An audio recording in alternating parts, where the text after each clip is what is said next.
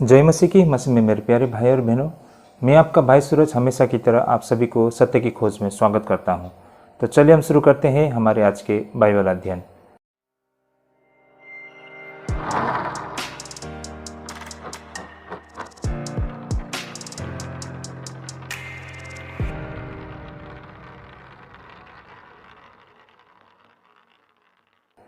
भाई और बहनों, एक बार फिर से स्वागत है आप सभी को सत्य की खोज में।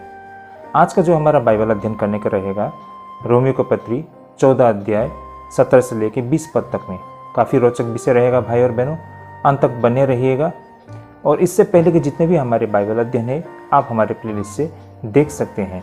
हमारा पूरा कोशिश रहता है कि हम बिल्कुल chapter to chapter and verse to verse हम बाइबल अध्ययन करें और आपके समक्ष हम बिल्कुल व्यवहारिक शिक्षा लेके आएँ।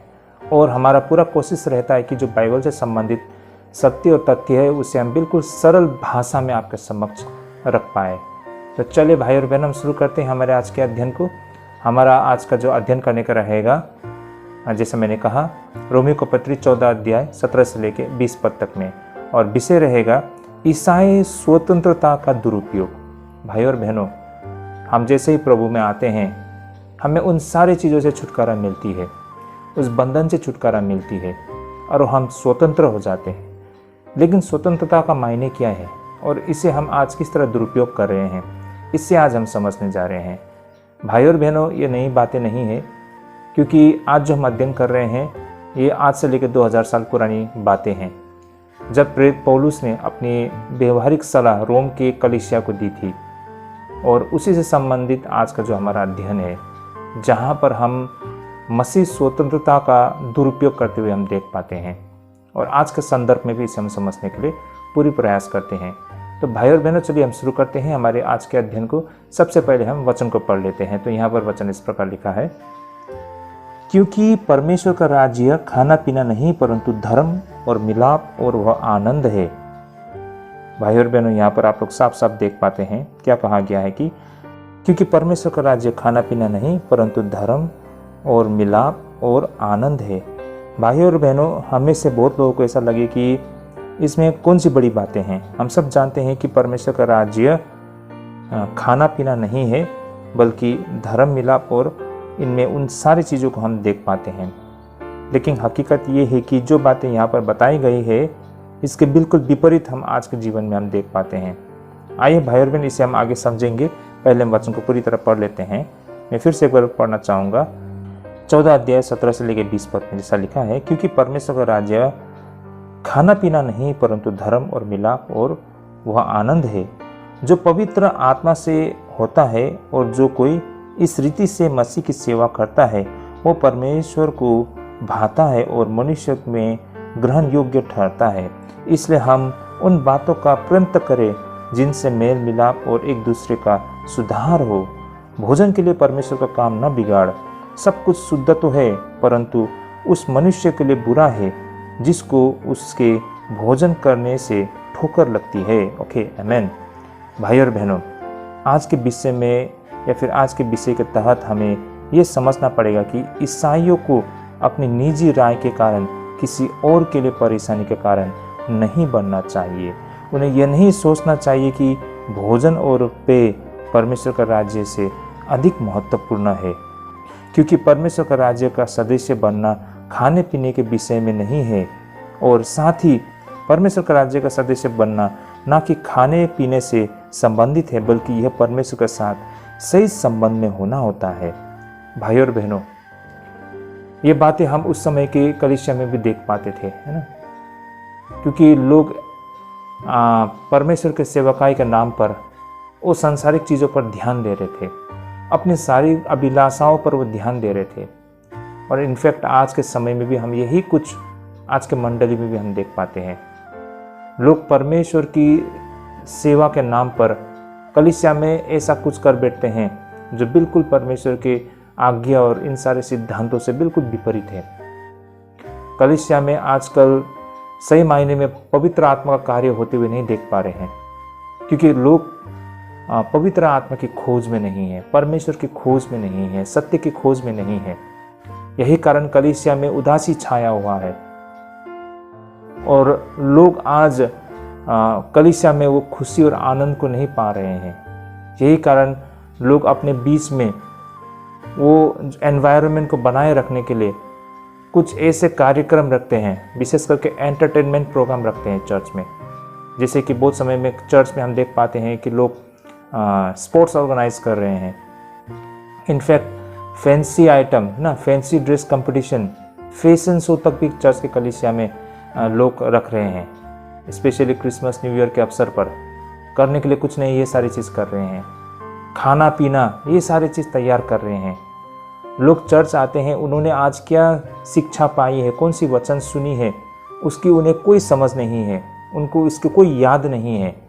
लेकिन आज क्या खाया और क्या पिया, कौन सा जो डिश था वो टेस्टी था, है ना, कौन सा डिश में कुछ घटी कमी था, ये सारे बातें उनको ख्याल में आता है।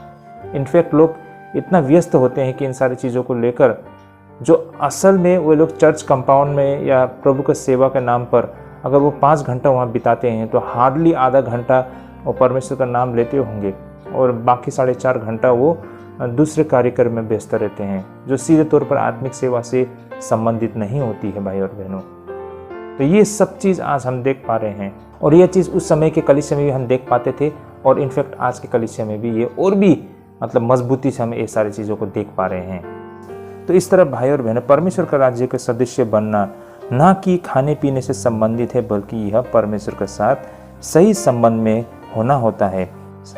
तभी पवित्र आत्मा एक व्यक्ति को अपने आप में शांति देता है, और साथ ही एक ईसाई दूसरे व्यक्ति की राय के प्रति सहानुभूति दिखाएगी। ये उस ईसाई के प्रति खुशी का समय होगा जब वो दूसरे लोगों को खुश देखेगा।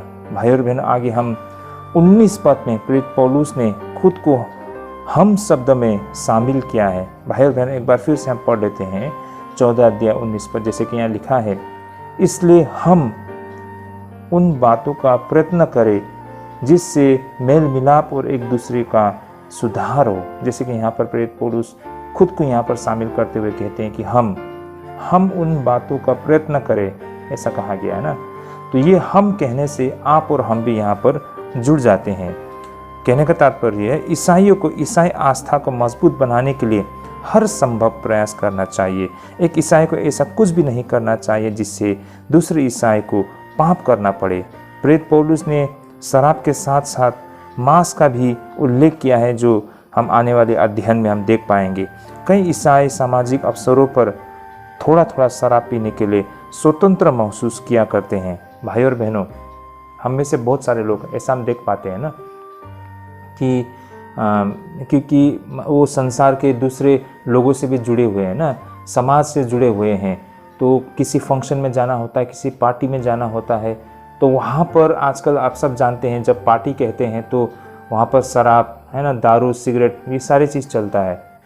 तो होता क्या है कि वो व्यक्ति भी उसमें थोड़ा बहुत वो शराब पीने के लिए मतलब अपने आप को स्वतंत्र महसूस करते हैं, है ना। वो सोचते हैं कि ये थोड़ा सा मैं शराब पीकर अगर मैं कोई हंगामा नहीं करता हूँ, कोई ऐसे गलत काम नहीं करता हूँ, तो इसे लेने में कोई हर्ज नहीं है। ये सही बात है भाई और बहनों, बाइबल में भी ऐसा कुछ नहीं है कि आपका शराब पीने से आपके द्वारा बहुत बड़ा पाप हो जाता है। लेकिन अगर आप हकीकत को समझेंगे तो इसका दुष्प्रभाव जो पड़ता है ये अवश्य हमें पाप में डाल देती है। तो भाई और बहनों, डायरेक्टली शराब पीने से ऐसा मतलब कोई भी व्यक्ति मतलब उसके द्वारा पाप होता है ऐसा नहीं है भाई और बहनों, लेकिन उसका जो प्रभाव पड़ता है वो अवश्य ही उस व्यक्ति को मतलब समस्या में डाल सकता है, जिसके द्वारा वो बड़ा सा पाप हो सकता है। भाई और बहनों, बहुत समय में लोग ऐसा सोचते हैं कि हम थोड़ा सा शराब पी लेंगे तो कुछ नहीं होगा, लेकिन वास्तव में हकीकत ये है कि आप शराब को नहीं पी रहे हो, शराब आपको पी रहा है। भाई और बहनों, बहुत सारे लोग ऐसा सोचते हैं कि हम सिगरेट पी रहे हैं, तो आप सिगरेट नहीं पी रहे हो, सिगरेट आपको पी रहा है ना। आप गुटखा नहीं खा रहे हो, गुटखा आपको खा रहा है। आप जितना ये सारी चीज़ पी रहे हो ना, इतना जितना ही आप ये सारी चीज़ों को खा रहे हो, तो उससे आपका नुकसान हो रहा है ना। आप नहीं खा रहे हो, बल्कि ये सारी चीज़ें आपको खा रही है। ये हकीकत को भी हमें समझना होगा भाई और बहनों, और इसके लिए हमें कोई अधिकार नहीं है कि हम अपने देह को, इस शरीर को हम नष्ट होने के लिए इनके हाथों में सौंप दें ना। इन सारे चीज़ों के हाथों में अपने जीवन को सौंप दे। ये हमारे पास इसके लिए अधिकार नहीं है। इस शरीर के ऊपर में सिर्फ परमेश्वर का अधिकार है। ये बातों को भी आज हमें समझना होगा। भाइयों और बहनों, यहाँ पर प्रेरित पौलुस संक्षेप में ईसाई स्वतंत्रता के खतरे और दुरुपयोग से निपट रहे थे। यहाँ पर एक यहूदी के लिए ईसाई स्वतंत्रता के अपने खतरे थे।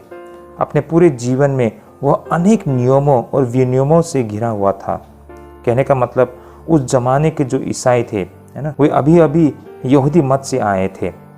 जब वे यहूदी मत में थे उस वक्त वो उन सारे व्यवस्था और उस व्यवस्था के अंदर वो बहुत सारे नियम, हर चीज़ के लिए कुछ न नियम होते थे।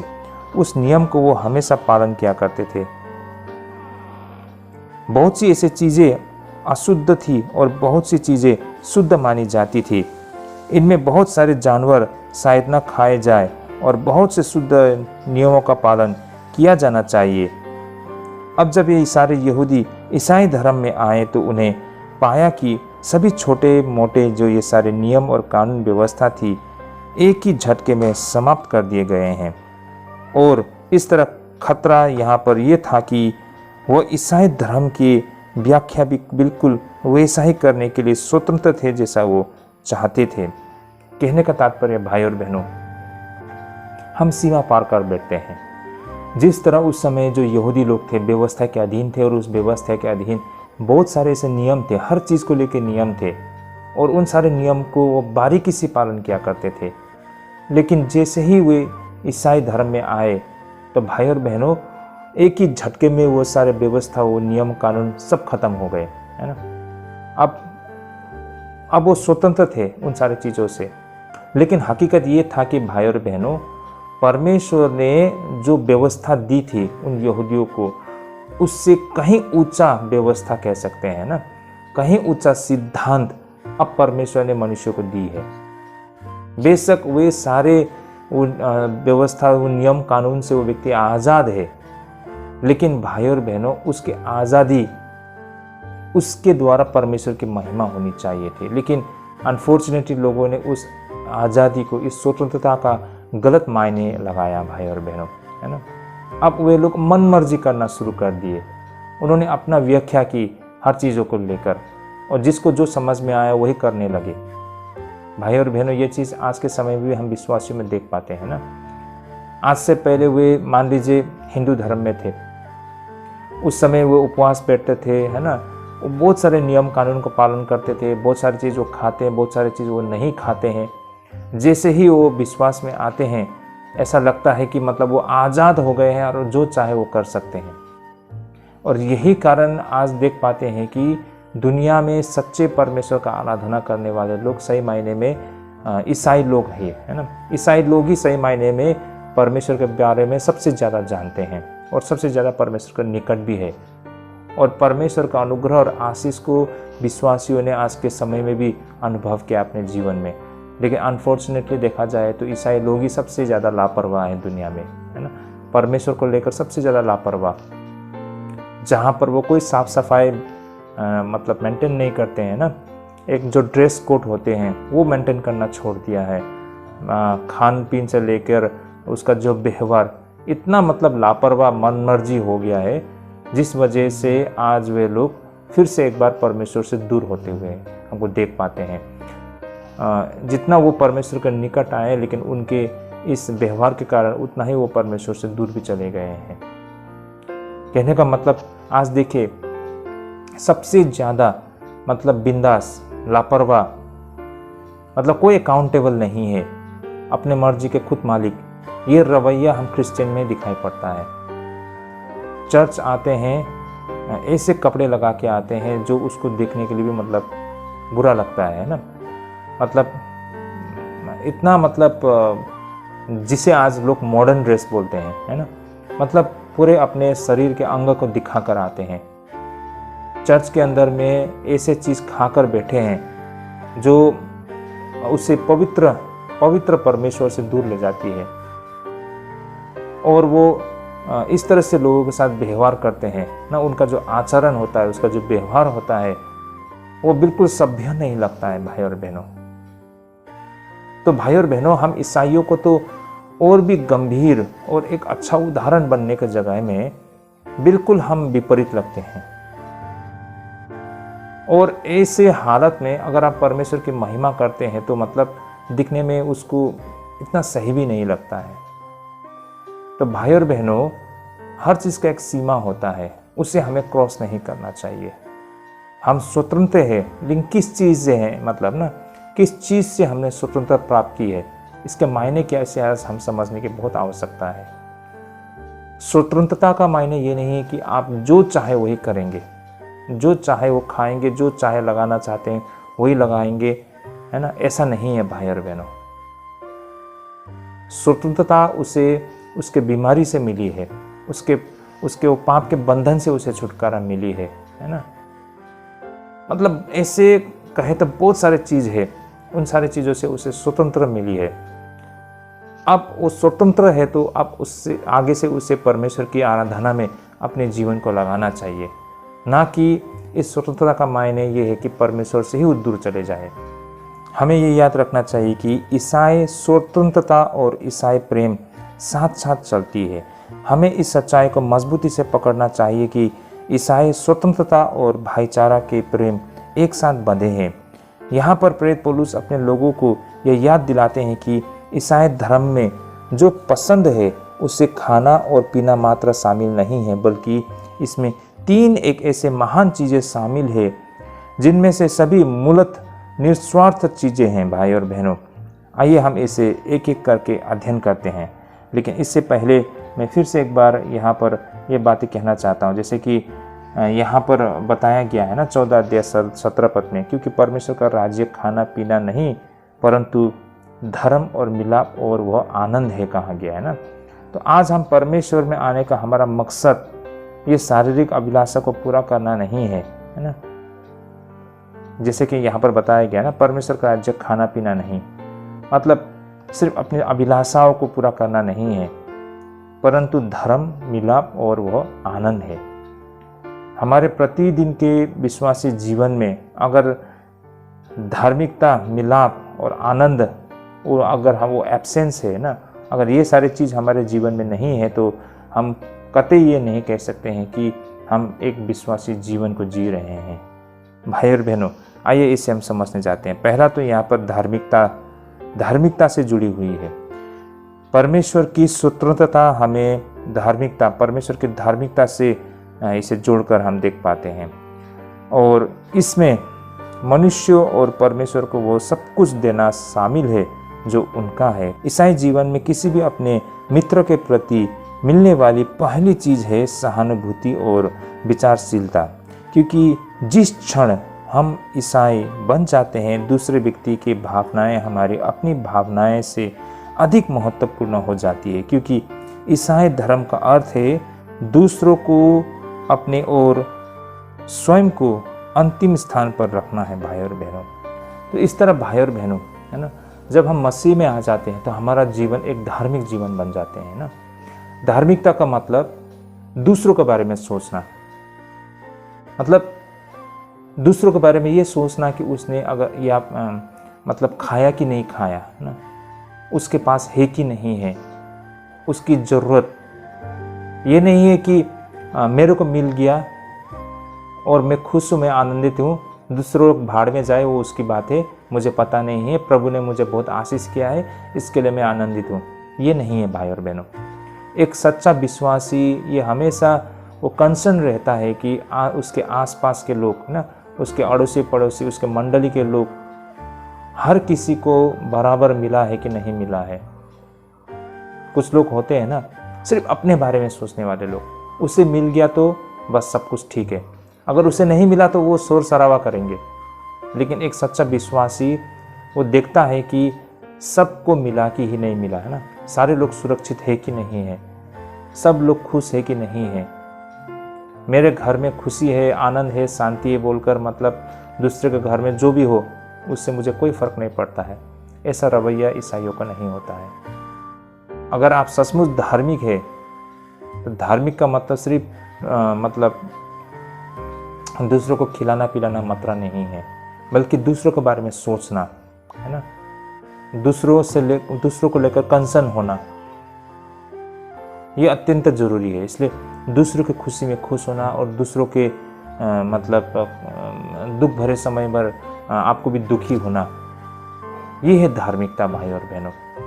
जब मसीह में आते हैं तो ये सारे चीज़ आप अपने जीवन में अनुभव कर पाते हैं। अब दूसरी बातें यहाँ पर शांति जो बातें कहा गया है ना, मिल मिलाप, यहाँ पर जो बताया गया है मिल मिलाप होना मतलब शांति बने रहना। क्या कहा गया है? क्योंकि परमेश्वर का राज्य खाना पीना नहीं परंतु धर्म और मिलाप। मिलाप मतलब शांति, शांति बने रहना। नए नियम में शांति का अर्थ केवल परेशानी का गायब होना मात्र नहीं है। ये कोई नकारात्मक बातें नहीं है बल्कि अत्यंत सकारात्मक बातें हैं, और इसका मतलब वह सब कुछ है जो मनुष्य की सर्वोच्च भलाई करता है।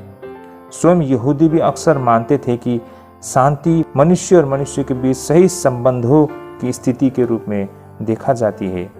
यदि हम एक बात पर जोर देते हैं कि ईसाई स्वतंत्रता का अर्थ वो करना है जो हमें पसंद है, तो यही वह स्थिति है जिससे हम कभी प्राप्त नहीं कर पा सकते हैं, क्योंकि ईसाई धर्म पूरी तरह से मनुष्य और परमेश्वर के साथ व्यक्तिगत संबंधों पर आधारित होती है। इसलिए ईसाई स्वतंत्रता को निर्बाध स्वतंत्रता हमारे साथी लोगों के साथ शांति से सही रिश्ते में रहने की ईसाई दायित्व से प्रेरित होती है। उसी तरह भाई और बहनों, यहाँ पर वो तीसरा बिंदु आनंद से संबंधित है ना। मतलब ईसाई जीवन का मतलब मात्र खाना पीना नहीं बल्कि धर्म, मिलाप और आनंद है बताया गया है ना। तो कहने का तात्पर्य मसीह जीवन एक आनंद से भरा हुआ जीवन है। चाहे आपके घर में मतलब वो सब कुछ ना हो, है ना, आपको सूखी रोटी लेकर ही आपको दिन कटाना पड़े, फिर भी आप आनंदित हो। ईसाई आनंद कभी भी स्वार्थी नहीं हो सकती है। इस आनंद में स्वयं को खुश करना शामिल नहीं है, इसमें दूसरों को खुश करना शामिल होती है।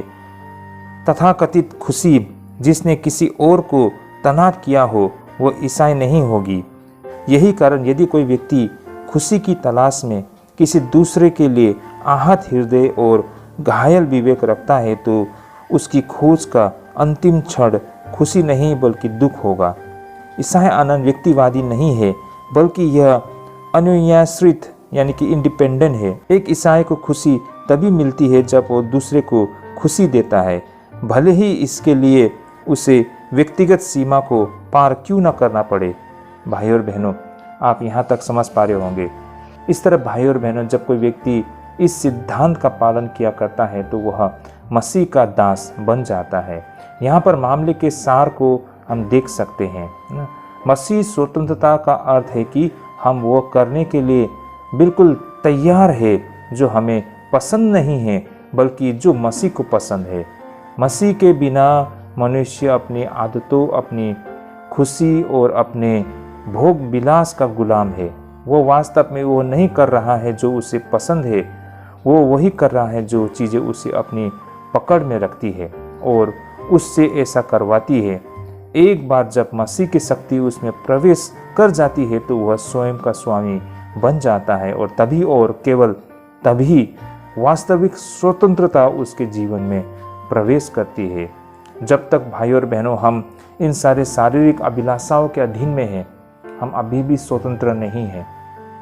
आज आप और हमें ये बातें पूछ कर देखना होगा कि क्या वाकई में हम मतलब बिल्कुल स्वतंत्र है, क्या हमने सही मायने में उद्धार को पाया है।